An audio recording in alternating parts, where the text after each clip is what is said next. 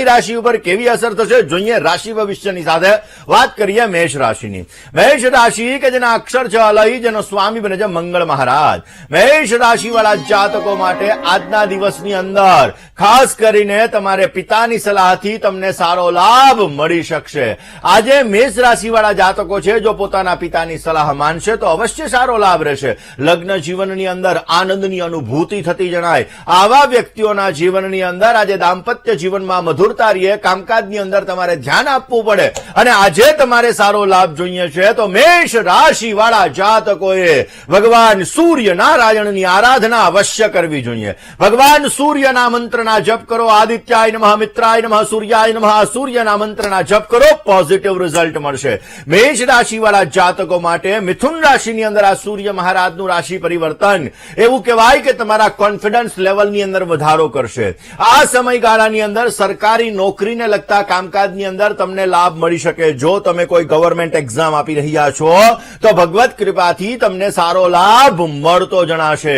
આ સમયગાળાની અંદર આર્થિક પરિસ્થિતિ તમારી સારી બનતી જણાય અને આ સમયગાળાની અંદર મ્યુચ્યુઅલ ફંડની અંદર ઇન્વેસ્ટમેન્ટ તમારે કરવું હોય, શેર બજારની અંદર ઇન્વેસ્ટમેન્ટ કરવું હોય તો અવશ્ય સમજી વિચારીને તમે કરશો તો પોઝિટિવ રિઝલ્ટ મળતું જણાય. મેષ રાશિ વાળા જાતકોએ આ સૂર્યના પોઝિટિવ પ્રભાવને સારો એવો લાભ પ્રાપ્ત કરવા માટે કયો ઉપાય કરવો જોઈએ? રોજ આદિત્ય હૃદય સ્તોત્રનો પાઠ કરો, પોઝિટિવ લાભ મળશે. વાત વૃષભ રાશિની કરીએ.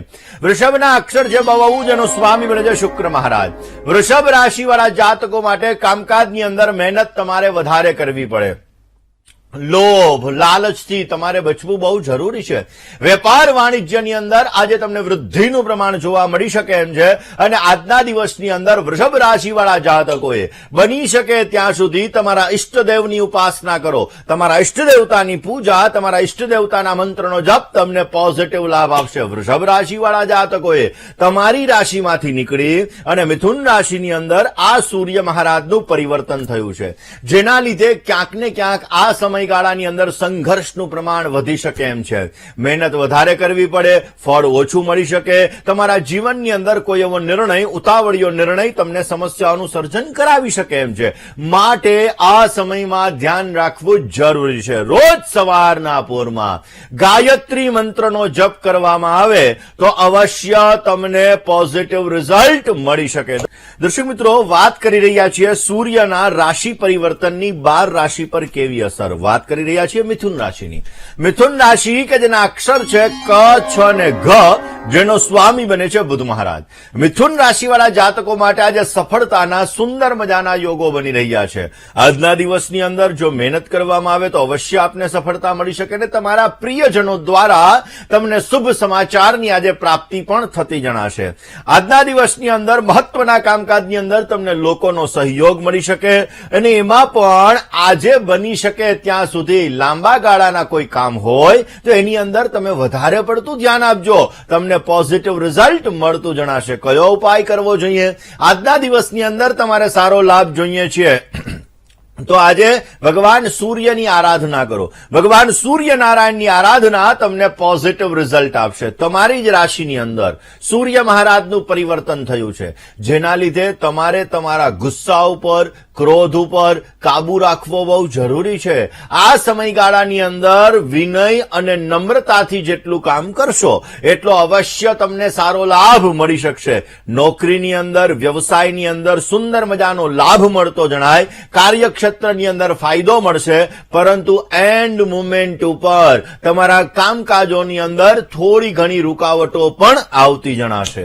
કયો ઉપાય કરવો જોઈએ? મિથુન રાશિવાળા જાતકોએ આ 1 મહિના સુધી ભગવાન સૂર્યના મંત્રના રોજને માટે 108 વખત જપ કરવા જોઈએ. પોઝિટિવ રિઝલ્ટ મળશે. વાત કર્ક રાશિની કરીએ. કર્કના અક્ષર છે ડ અને હ, જેનો સ્વામી બને છે ચંદ્ર મહારાજ. કર્ક રાશિવાળા જાતકો માટે પરિવારને તમારે સમય આપવો બહુ જ જરૂરી છે. આમ તો એવું કહેવાય છે કે આપણા જીવનની અંદર પરિવાર સંઘે શક્તિ કલો યુગે, પરિવારની અંદર એકતા હોવી બહુ મહત્વની છે. પરંતુ દર્શક મિત્રો, જ્યારથી આ મોબાઈલ યુગની શરૂઆત થઈ છે ત્યારથી બાજુના રૂમની અંદર આપણે બેઠા હોઈએ તોય ફોન કરીને બોલાવીએ, એટલે ક્યાંક ને ક્યાંક જોવા જઈએ તો મોબાઈલ યુગના લીધે લોકો પોતાના પરિવાર સાથે, પોતાના મિત્ર સાથે હળી મળીને રહી શકતા નથી. પરંતુ દર્શક મિત્રો, જે મોટા મોટા વ્યક્તિઓ છે, આ વ્યક્તિઓની તમે દિનચર્યા જુઓ તો સાંજના સમયે લોકો સાંજે સાથે મળીને ભોજન કરતા હોય, દિનચર્યાની વિશેષ માત્રામાં વાતો કરતા હોય. માટે કર્ક રાશિવાળા જાતકોએ પરિવારની સાથે પોતાનો સમય વ્યતીત કરવો બહુ જરૂરી છે. વાહન, મકાન એ બનાવવા માટે આજે સુંદર મજાના યોગો છે. આજના દિવસની અંદર કોઈ પણ પ્રકારની જીદ કે કોઈ પણ પ્રકારની ઉતાવળ ન કરવી તમારા માટે હિતાવહ રહેશે. કર્ક રાશિવાળા જાતકોએ બની શકે ત્યાં સુધી આજના દિવસની અંદર ગાય માતાની સેવા અવશ્ય કરવી જોઈએ. ગાય માતાની સેવા કરવાથી તમને પોઝિટિવ લાભ મળી શકે. કર્ક રાશિવાળા જાતકો માટે મિથુન રાશિની અંદર સૂર્ય મહારાજનું પરિવર્તન જીવનની અંદર નવું નવું સાહસ તમારા માટે લાભદાયી રહેશે. પરંતુ આ સમયગાળાની અંદર સમજી વિચારીને સાહસ કરવું તમારે બહુ જ જરૂરી છે. આ ખાસ આ મહિનાની અંદર બની શકે ત્યાં સુધી કોઈ પણ નિર્ણય લો, ઉતાવળથી ના લેતા, કર્જથી દૂર રહેવું જરૂરી છે. નહીતર તમારા જીવનની અંદર સમસ્યાઓનું સર્જન થતું જણાશે. કયો ઉપાય કરવો જોઈએ? રોજને માટે ગાયત્રી મંત્રનો જપ અવશ્ય કરો. ગાયત્રી મંત્રનો જપ તમારા જીવનની અંદર સફળતા આપશે અને સુંદર મજાનો લાભ પણ મળતો જણાય. વાત આપણે સિંહ રાશિની કરીએ. સિંહ રાશિ કે જેના અક્ષર છે મ અને ટ, જેનો સ્વામી બને છે સૂર્ય મહારાજ. આ સિંહ રાશિવાળા જાતકો માટે આજે અગત્યના કામકાજની અંદર તમારે પ્રાધાન્યતા આપવી બહુ જ જરૂરી રહેશે. આજના દિવસની અંદર સિંહ રાશિવાળા જે જાતકો છે, આ જાતકોએ ખાસ કરીને પોતાની પ્રતિભાને જાગૃત કરવાનો સુંદર મજાનો અવસર તમને પ્રાપ્ત થતો જણાય. વ્યાપારની અંદર, વ્યવસાયની અંદર આજે સુંદર મજાનો લાભ આપને પ્રાપ્ત થઈ શકશે. સિંહ રાશિવાળા જાતકોને નવો પરિચય, સારો લાભ કરાવી શકે. કયો ઉપાય કરવો જોઈએ? સિંહ રાશિવાળા જાતકોએ તમારા રાશિનો સ્વામી સૂર્ય છે, જેટલી સૂર્યની આરાધના કરશો એટલો તમને સારો લાભ મળી શકે. સૂર્યનો મિથુન રાશિની અંદર પ્રવેશ સિંહ રાશિવાળા જાતકો માટે એવું કહેવાય કે સામાજિક પ્રતિષ્ઠાની અંદર વધારો કરશે. જે લોકો નોકરી કરી રહ્યા છે આવા લોકોને પ્રમોશનના યોગ મળી શકે. આ સમયગાળાની અંદર વિદેશ યાત્રા પણ થઈ શકે. તમારી પ્રતિભાથી, તમારા પ્રભાવથી, તમારા કામકાજની અંદર તમને સારો લાભ મળતો જણાશે. મનોકામના પૂર્તિ માટેનો આજે ઉત્તમ પ્રકારનો સમય છે અને પૈતૃક સંપત્તિથી પણ તમને સારો લાભ મળી શકશે. સિંહ રાશિવાળા જાતકોએ બની શકે ત્યાં સુધી આ એક મહિના સુધી રોજને માટે સવારના પોરમાં યુટ્યુબની અંદર આદિત્ય હૃદય સ્તોત્રનો પાઠ સાંભળો. પોઝિટિવ લાભ મળશે. વાત કન્યા રાશિની કરીએ. કન્યાના અક્ષર જે પઠ અને અણજનો સ્વામી બને છે બુધ મહારાજ. કન્યા રાશિવાળા જાતકો માટે આજના દિવસની અંદર વ્યક્તિગત કામકાજની અંદર જો તમે ધ્યાન આપશો તો અવશ્ય તમને સારો લાભ મળતો જણાશે. કન્યા રાશિવાળા જાતકોને ધાર્મિક કાર્ય માટે ક્યાંક બહાર જવાનું થઈ શકે. અવશ્ય એના દ્વારા એના જીવનની અંદર પોઝિટિવિટી પણ આવતી જણાય. મોટા વ્યક્તિઓનું વચન પાળજો, અવશ્ય તમને સારો લાભ મળી શકશે. કન્યા રાશિવાળા જાતકોએ આજના દિવસની અંદર જેની તિથિ નથી એવા અતિથિનું આગમન થઈ શકે અને એટલે તમારા જીવનની અંદર સુંદર લાભ પણ મળતો જણાય. કયો ઉપાય કરવો જોઈએ? કન્યા રાશિવાળા જાતકોએ સૂર્યના બાર નામનો જપ અવશ્ય કરવો. તમને પોઝિટિવ રિઝલ્ટ મળી શકે. કન્યા રાશિવાળા જાતકો માટે સૂર્ય મહારાજનો મિથુન રાશિની અંદર પ્રવેશ એવું કહી શકાય ધનની અંદર વૃદ્ધિ કરાવી શકે, ઐશ્વર્યની વૃદ્ધિ કરાવી શકે. તમે તમારો સમય તમારા પરિવાર સાથે વ્યતીત પણ કરી શકો. આ સમયગાળાની અંદર સંતાન પક્ષ તરફથી તમને શુભ સમાચારની પ્રાપ્તિ થતી જણાશે. અચાનક તમને લાભ મળી શકે. ભૂમિનું સુખ, વાહનનું સુખ તમને સારું એવું પ્રાપ્ત થતું જણાય. બની શકે ત્યાં સુધી રોજ તમારા પિતાના ચરણ સ્પર્શ કરી દિવસની શરૂઆત કરજો. કરજો, પોઝિટિવ લાભ મળશે. વાત તુલા રાશિની કરીએ. તુલાના અક્ષર જે ર અને ત જેનો સ્વામી બને છે શુક્ર મહારાજ. તુલા રાશિવાળા જાતકો માટે ખાસ ઘરની અંદર ઉત્સાહનું વાતાવરણ જોવા મળી શકે. આ સમયગાળાની અંદર વાણી વ્યવહારથી તમને સારો લાભ પણ મળતો જણાશે. તુલા રાશિવાળા જાતકોને જીવનની અંદર આજના દિવસમાં કામકાજમાં તમારે ધ્યાન આપવું બહુ જ જરૂરી છે, નહીતર સમસ્યાઓનું સર્જન થતું જણાશે. આજના દિવસની અંદર સારો લાભ જોઈએ છીએ તો બધાને સાથે રાખીને ચાલજો, પોઝિટિવ રિઝલ્ટ મળશે. તુલા રાશિવાળા જાતકોને સૂર્ય મહારાજનો મિથુન રાશિમાં પ્રવેશ. ઓલરેડી ત્યાં પહેલેથી જ ગુરુ મહારાજ બિરાજમાન છે. સૂર્ય અને ગુરુ બંને ગ્રહો સાથે આવી ગયા અને એટલા માટે દર્શક મિત્રો આ સમયગાળાની અંદર તુલા રાશિવાળા જાતકોને વાણીની અંદર, વ્યવહારની અંદર નમ્રતા રાખવી બહુ જરૂરી રહેશે. કામકાજની અંદર મધ્યમ માત્રામાં સફળતા મળશે. અથાગ પરિશ્રમ કરવો પડી શકે એમ છે અને જીવનની અંદર સંઘર્ષો થોડા ઘણા આ મહિના પૂરતા વધતા જણાય. કયો ઉપાય કરવો જોઈએ? તુલા રાશિવાળા જાતકોએ બની શકે ત્યાં સુધી આદિત્ય હૃદય સ્તોત્રનો રોજ પાઠ કરો, પોઝિટિવ રિઝલ્ટ. વાત વૃશ્ચિક રાશિની કરીએ. વૃશ્ચિકના અક્ષર છે ન અને ય જેનો સ્વામી બને છે મંગળ મહારાજ. વૃશ્ચિક રાશિવાળા જાતકો માટે રોકાણની અંદર તમને સારો લાભ મળતો જણાશે. સ્વાસ્થ્ય બાબતે આજે તમારે સાવધાની રાખવી બહુ જરૂરી છે.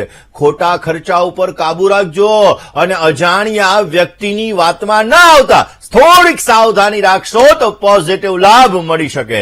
વૃશ્ચિક રાશિવાળા જાતકો માટે આજના દિવસની અંદર બની શકે તો નિર્ધન ગરીબ વ્યક્તિની સેવા કરજો, પોઝિટિવ લાભ રહેશે.